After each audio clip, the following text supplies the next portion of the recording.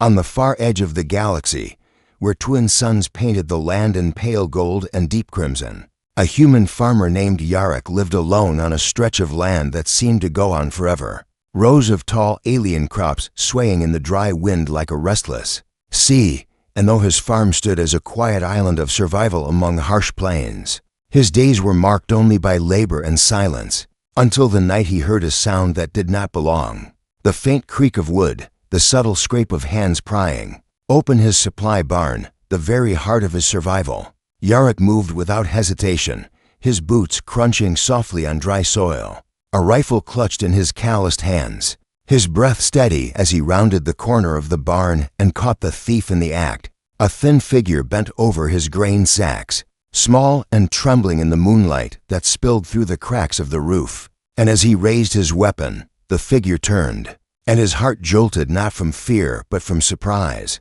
For the intruder was not another desperate farmer or runaway worker, but an alien girl with eyes wide as the stars and skin pale like frost, her hands clutching the stolen food, so tightly it was as if she feared it would vanish if she let go. Yarok's voice cut through the tense air, low and sharp, demanding she step back. But instead of fighting or fleeing, she froze, her legs shaking as though they could no longer hold her weight. And in that trembling silence Yarok saw what she was: hungry, weak, and near collapse, yet her gaze never left his, a mix of fear and determination sparking in her alien features. He ordered her to drop the food, and with a slow, reluctant motion, she obeyed, the loaf of preserved bread thudding against the barn floor, and then, to his astonishment, she dropped to her knees, her voice breaking as she whispered in halting, human tongue that she had no home, no food, and nowhere else to go. And though Yarok's finger hovered near the trigger,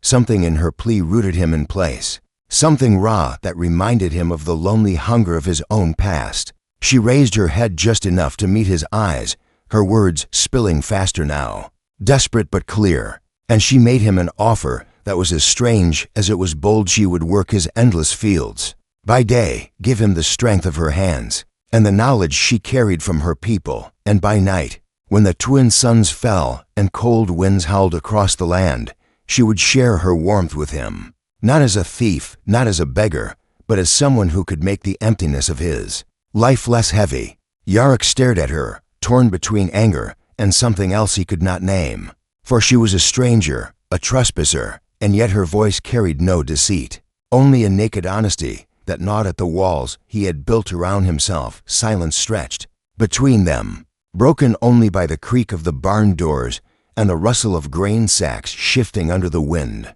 until finally Yarok lowered his rifle, though not entirely, his words cutting firm as he asked her name, and she answered softly, "Leora," her tone carrying both relief and fear, as though even speaking it was a risk. He studied her closer now, the sharp bones under her skin, the dirt smudged across her alien face, the faint glow of her eyes in the half-dark. And he knew she was not built for long life in this unforgiving land, yet she had survived somehow, and that alone made her dangerous in ways he could not yet understand. Yarok told her she had no right to steal from him, and that trust was not freely given here, and she bowed her head, accepting his words with a quiet nod, but then she lifted her gaze again, steady this time, and repeated her offer with more strength: work for food, warmth for shelter, loyalty in place of theft. Yarok weighed her words, his mind racing with suspicion. For the colony patrols hunted strays like her, aliens who wandered without permits,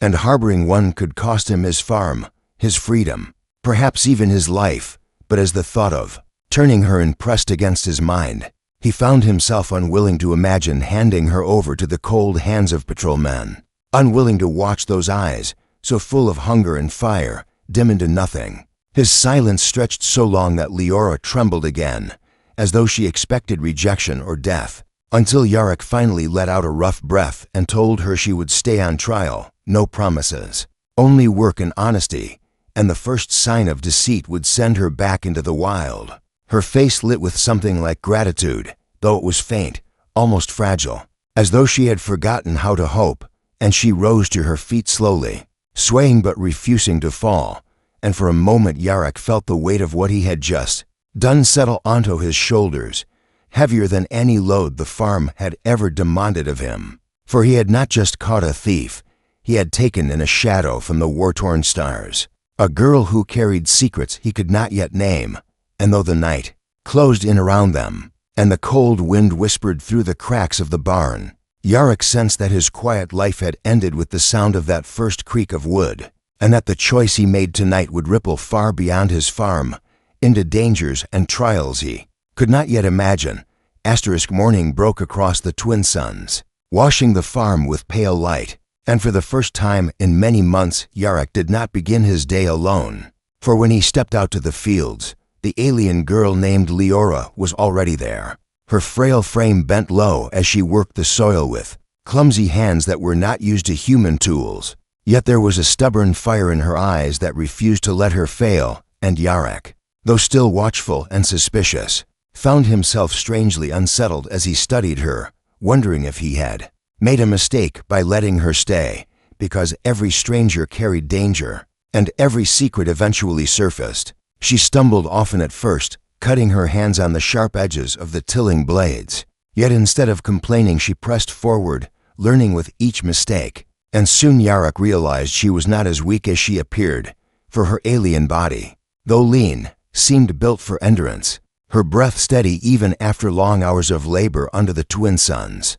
And as the day stretched on, she adapted faster than he expected, copying his motions, sometimes even adjusting his methods with small changes that made the work easier, which unsettled him further, because he knew nothing of her people and wondered how much knowledge she kept hidden. When the suns finally dipped low and the winds began to chill, Yarrick returned to the farmhouse with her trailing behind him, her steps cautious as though afraid she would be cast out at the door. But he gestured her inside, lighting the old heating coils and setting a simple meal between them. And though he ate in silence, his eyes never straying from hers, she ate with a hunger that spoke of many nights without food, every bite carefully savored as though it might be her last. After the meal she sat across the fire, her knees drawn close to her chest, and though Yarrick had intended to send her to the outer shed for the night, her words stopped him again, soft and fragile but filled with intent, as she reminded him of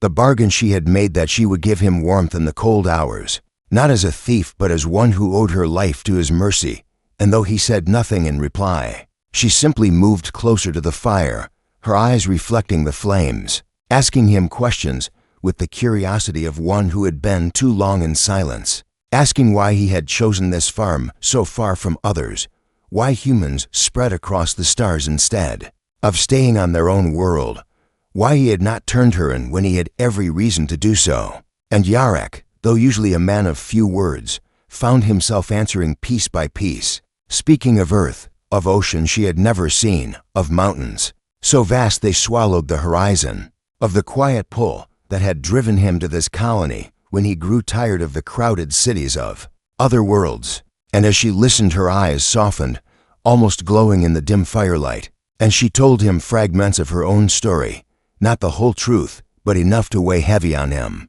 of a people scattered by war, of ships destroyed in the void, of nights spent hiding in abandoned shelters where silence was the only shield. And Yarrick heard in her voice not just survival but loss, the kind that carved deep wounds beneath the skin. When night deepened, he expected her to retreat into silence, but instead she leaned closer, not touching him, not daring yet, only offering the presence of someone who did not wish to see him swallowed by solitude. And though Yarrick told himself he did not need her, that his farm was built on his own strength alone, he could not ignore the flicker of something unfamiliar in his chest, a quiet awareness that perhaps her bargain was not one-sided after all. Days turned to a rhythm, with Leora working tirelessly from dawn to dusk, her hands growing steadier, her steps more confident. And though Yarrick still tested her honesty with sharp questions and careful glances, she never wavered, never tried to steal again, and instead began to shape herself into a part of the farm, her voice softening the silence of long days, her laughter rare but startling when it came, as though even she was surprised by it. Yet for every moment of ease there was also an ease, for Yarrick noticed shadows in her eyes whenever the colony patrols passed nearby, or when distant lights flashed across the sky at night, and though she never spoke of it, He could feel the weight of secrets pressing against her, secrets that might one day break the fragile balance they had built. One evening, after a long day of harvest, Yarok found her sitting at the edge of the field, staring at the horizon where the suns had sunk into a river of crimson light. And when he asked what troubled her, she only whispered. Morning broke across the twin suns, washing the farm with pale light. And for the first time in many months, Yarok did not begin his day alone. For when he stepped out to the fields, the alien girl named Leora was already there, her frail frame bent low as she worked the soil with clumsy hands that were not used to human tools. Yet there was a stubborn fire in her eyes that refused to let her fail. And Yarok, though still watchful and suspicious, found himself strangely unsettled as he studied her, wondering if he had made a mistake by letting her stay, because every stranger carried danger, and every secret eventually surfaced. She stumbled often at first, cutting her hands on the sharp edges of the tilling blades. Yet instead of complaining, she pressed forward, learning with each mistake. And soon Yarok realized she was not as weak as she appeared, for her alien body, though lean, seemed built for endurance, her breath steady even after long hours of labor under the twin suns. And as the day stretched on, she adapted faster than he expected, copying his motions, sometimes even adjusting his methods with small changes that made the work easier, which unsettled him further, because he knew nothing of her people and wondered how much knowledge she kept hidden. When the suns finally dipped low and the winds began to chill, Yarok returned to the farmhouse with her trailing behind him, her steps cautious as though afraid she would be cast out at the door.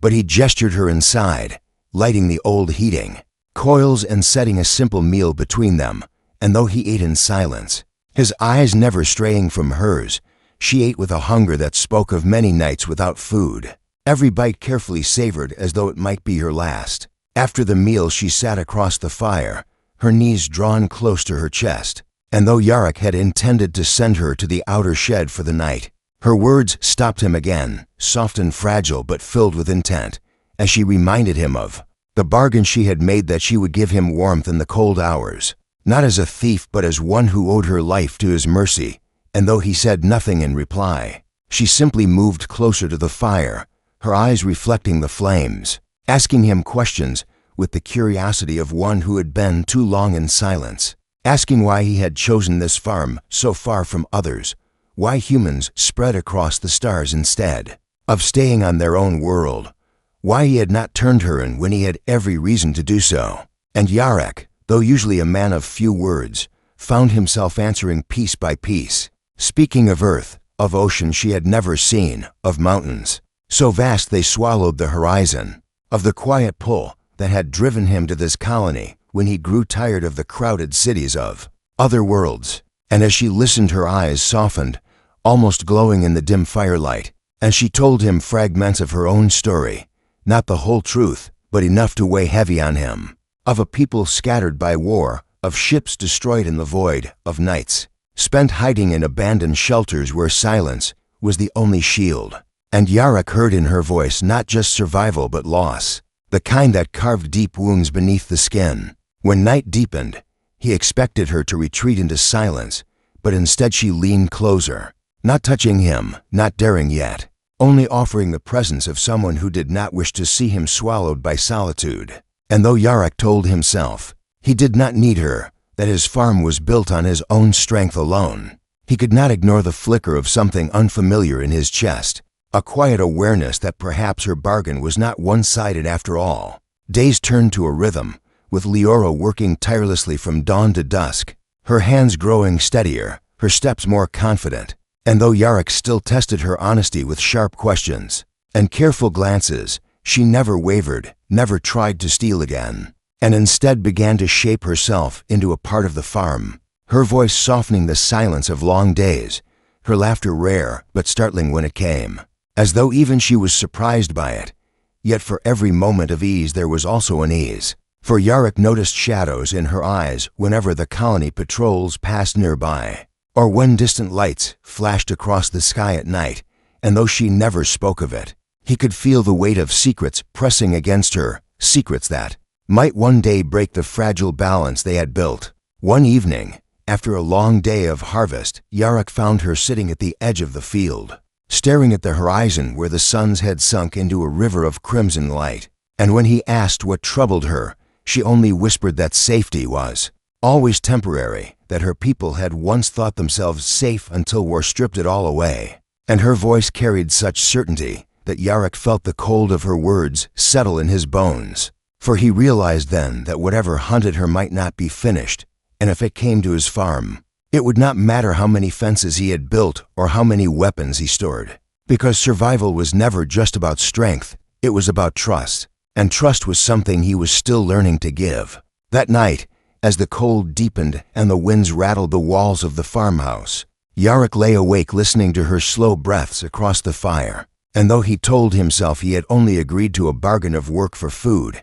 he could not shake the truth that his life had already begun to change, that the silence he had once thought was strength now felt like emptiness, and in its place grew the faint beginning of something dangerous, something fragile, and something he was not ready to name, for the story of the thief and the farmer had only just begun, and the darkness outside the farm carried whispers of trials yet to come. The days of uneasy peace did not last. For though the fields grew rich under the work of two hands instead of one, and though the farmhouse no longer stood in silence each night, whispers of danger began to creep closer with every passing day, and Yarok felt it first in the way the colony patrols grew more active, their hovercrafts rumbling across the horizon in search of those who did not belong, their spotlights sweeping the land as if hunting ghosts. And he knew they would ask questions if they suspected he sheltered one, questions that had no safe answers. Yet what troubled him more were the signs he found on the edges of his farm tracks too deep to be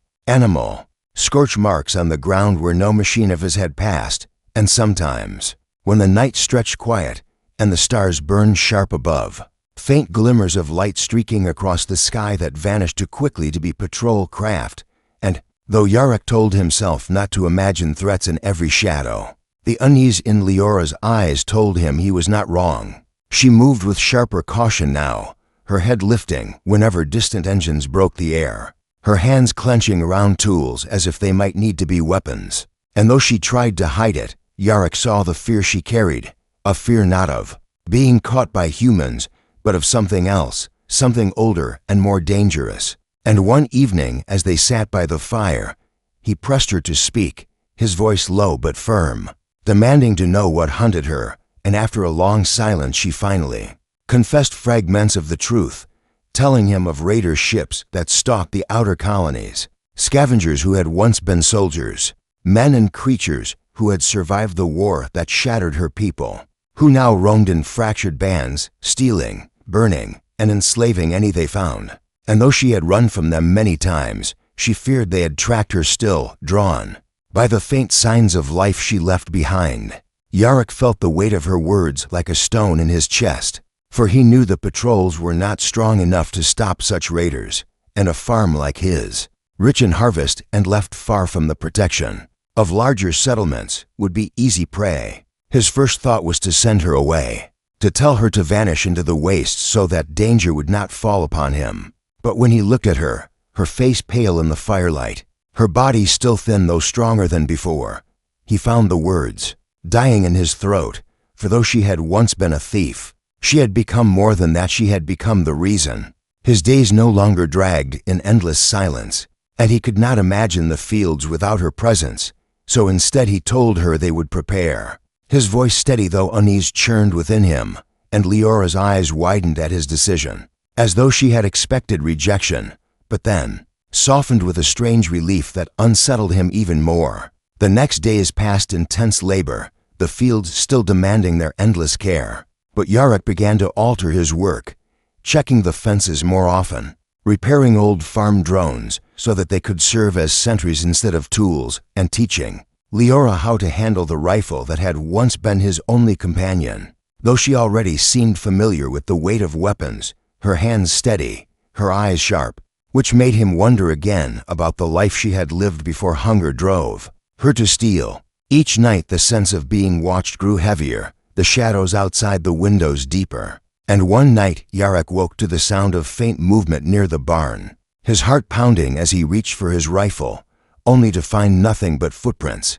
in the soil, long and narrow, unlike his or hers, leading away into the fields. And when he showed them to Leora in the morning, she paled, whispering that the raiders sometimes sent scouts ahead, silent watchers who marked places for attack, and her voice shook not with fear for herself but for the farm that had given her shelter. Yarok said nothing, though inside he burned with anger, for his land had been carved out of hard years of work, and he would not let thieves and killers take it. And yet he knew the danger was greater than any fence or rifle could hold. The tension between them grew sharp, not from mistrust but from the weight of unspoken questions, for he wanted to demand more of her past, to know how she had survived these raiders before, and she wanted to warn him of things he could not yet believe. But neither spoke, and the silence became heavy with the knowledge that time was running out. One evening, when the twin suns bled into the horizon and shadows stretched long across the land,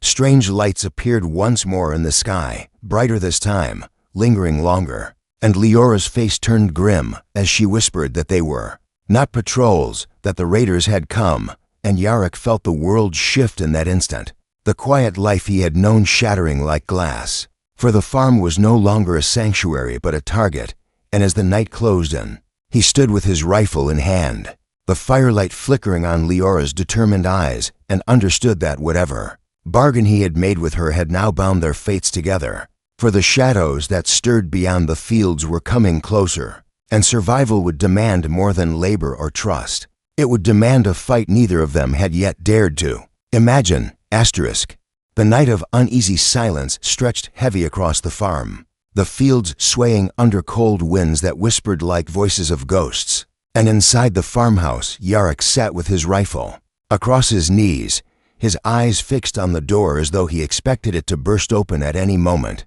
while across the fire Leora sat unmoving, her gaze lost in the flames, her body tense like a bowstring pulled too tight. And though Yarok had long suspected she carried secrets, the weight of what he now saw in her face told him that she had lived through horrors he could not yet imagine. And finally, when the silence grew too sharp to bear, he asked her again, his voice low but steady, what she had not told him, what truth she had hidden behind her bargain. And for a long time she did not answer, her lips pressed tight as if afraid that speaking would summon the very shadows they feared. But then she lifted her eyes, glowing faintly in the dim firelight, and her voice broke as she confessed what she truly was. Not just a starving wanderer, but once a navigator for her people's fleet, a trained guide who had led ships across the endless dark, her mind shaped for charts and star lines, her knowledge deep in the patterns of the void. And Yarok felt the truth hit him like a storm,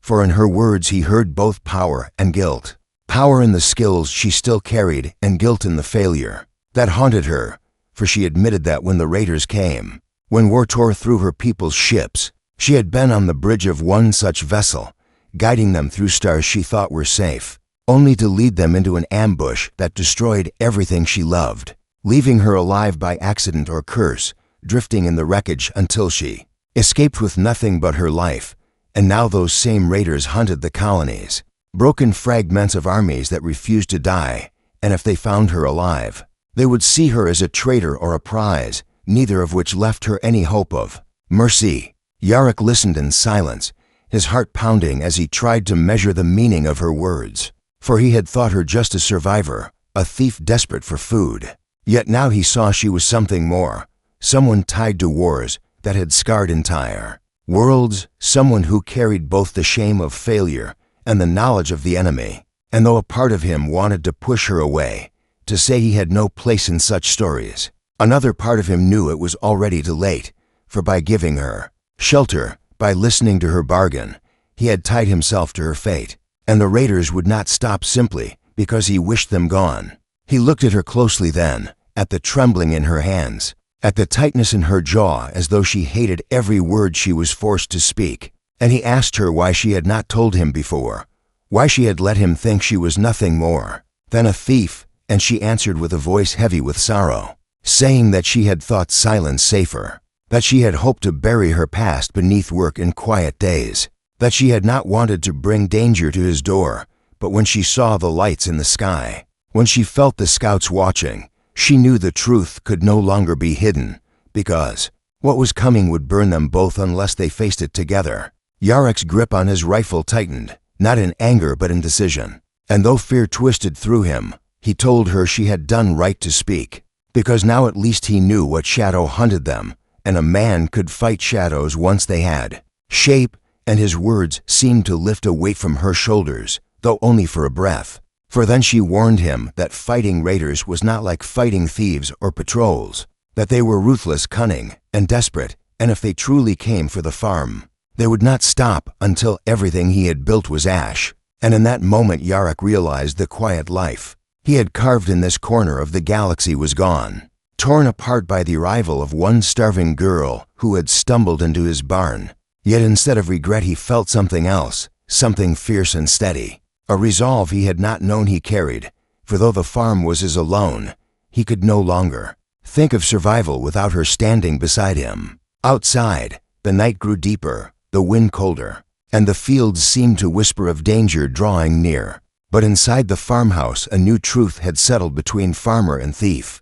not of mistrust but of shared fate, and as Yarek met Leora's eyes across the fire, he knew that the hidden past she had carried so long was no longer hers alone. It was his as well, and together they would have to face the storm that was already moving toward them. The night before the attack stretched like a blade across the farm, sharp and restless, with every gust of wind carrying the promise of danger. And Yarek stood at the edge of his fields, staring out at the horizon where faint glimmers of unnatural light flickered in the sky, too controlled to be stars, too steady to be the patrols. And though he had never faced war, some instinct in his bones told him that what was coming would be unlike anything he had endured before. Yet when he turned back to the farmhouse, to the glow of the fire within, and the thin silhouette of Leora moving silently through the room, checking weapons and repairing the old drones he had once used for harvest, he felt his resolve harden, because running was no longer an option, not for him and not for her. And the farm he had built with his own hands was not something he would surrender to scavengers who lived off destruction. As dawn broke, the land seemed to quiet, the twin suns rising in silence, the fields unmoving as if the world itself waited for the first strike. And Yarek worked beside Leora in grim preparation, dragging old equipment into makeshift barricades, setting his drones in hidden lines, and digging shallow trenches that cut across the soil like scars. And though his arms ached with the strain, he felt a fire in his chest that kept him moving, a fire fueled by the knowledge that he was no longer only defending his farm, but the bond he had forged with the girl who once knelt in his barn, begging for mercy. Leora, for her part, carried herself differently now, no longer just the desperate thief but the navigator who had once guided ships through war. Her voice calm and steady as she explained how to position the drones, how to use the farm's irrigation systems as traps, and though her eyes still carried sorrow, they also burned with the fierce light of one who refused to run again. And when Yarek watched her give orders, he realized she was not just fighting to survive, but to redeem herself from the failure that haunted her. The first sign of the raiders came at dusk, when the sky above the fields rippled with the shimmer of descending craft, their engines growling like thunder, their dark hulls blotting out the pale light of the suns. And Yarek's stomach twisted at the sight, for the ships were larger than he had expected, scarred vessels patched with stolen metal, their surfaces painted with the crude marks of men who no longer served an army, but carried the hunger of wolves. As they circled lower, his hands tightened around the rifle, the weight of it suddenly heavier than ever before. But when Leora touched his arm and whispered that they would not fall easily, the fire in his chest flared again, and he nodded, ready to face the storm. The first wave came swift, raiders on skimmers diving low across the fields, their weapons flashing as they cut through the crops, and Yarek triggered the drones, the machines bursting from their hiding places with mechanical arms swinging, smashing into skimmers and sending them crashing into the soil. And though his heart raced, he kept firing, each shot measured, each strike pushing the enemy back. And beside him Leora moved like she had been born for this, her eyes tracking every motion, her voice shouting quick commands that turned his simple machines into weapons far beyond their design. and for a moment he almost believed they could hold. But then the second wave came heavier, with ground troops spilling from the ships, armored figures with faces hidden behind black visors, their steps shaking the earth as they advanced, and the battle became chaos. Smoke and fire rising from the fields, drones torn apart by heavy weapons, the crops that had once been his lifeline now burning in lines of fire. Yarok fought with all the strength his body could give, his rifle blazing, his fists clenched when the enemy drew too close. But it was Leora who turned the tide, her voice steady even as the sky burned, guiding him to strike weak points, rerouting the farm's old irrigation pumps to release jets of scalding steam that cut into enemy lines. And in the middle of the storm, Yarok caught glimpses of her face, calm yet fierce, as if the girl who once stole to survive had been reborn as something stronger. And though he bled from cuts and his muscles screamed with exhaustion, he found himself refusing to fall because she did not fall. And if she could stand against the shadows of her past, then so could he. Hours blurred into one long struggle, the air thick with the stench of smoke and burning soil. And when the raiders finally began to falter, when their skimmers lay broken and their soldiers pulled back under the fury of resistance they had not expected from a lone farm, Yarok's body sagged with relief, though he still fired until the last of them retreated to their ships, their engines roaring as they fled into the sky, leaving behind wreckage and silence. And as the noise faded, the fields lay in ruin, blackened and scarred, but still standing. And in the middle of it all, Yarok dropped to one knee, his breath ragged, his vision swimming, until he felt Leora's hands on his shoulders, steadying him, her eyes shining with both exhaustion and victory. And he realized then that they had done the impossible, not because they were stronger or better armed, but because they had refused to give in. And together they had turned a farm into a battlefield that the raiders would remember with shame. The night that followed was quiet again, but not the silence of peace, it was the silence of survival, heavy with the weight of what had been lost and the knowledge of what might still come. Yet when Yarok sat by the fire once more, his rifle leaning against the wall and his body aching, he found comfort in the simple fact that Leora was there beside him, her head resting against the chair, her breathing slow, her presence steady. And he understood that though his farm would never be the same, though the scars of the battle would remain across the soil and in his memory, he had found something stronger than solitude, something forged in fire and danger. And as the flames crackled and the wind whispered through the broken fields, he knew the battle for the farm was over, but the war for their future had only just begun. The night after the battle stretched deep and restless, filled with the smell of smoke and the distant hum of wreckage still cooling in the fields. And though the raiders had fled, Yarok knew the silence was not victory, but only a pause, the kind of quiet that comes before the world decides whether to heal or break again. And as he sat by the dying fire inside the farmhouse, his hands raw, his body aching, he stared at the flames and wondered what it meant to still be alive,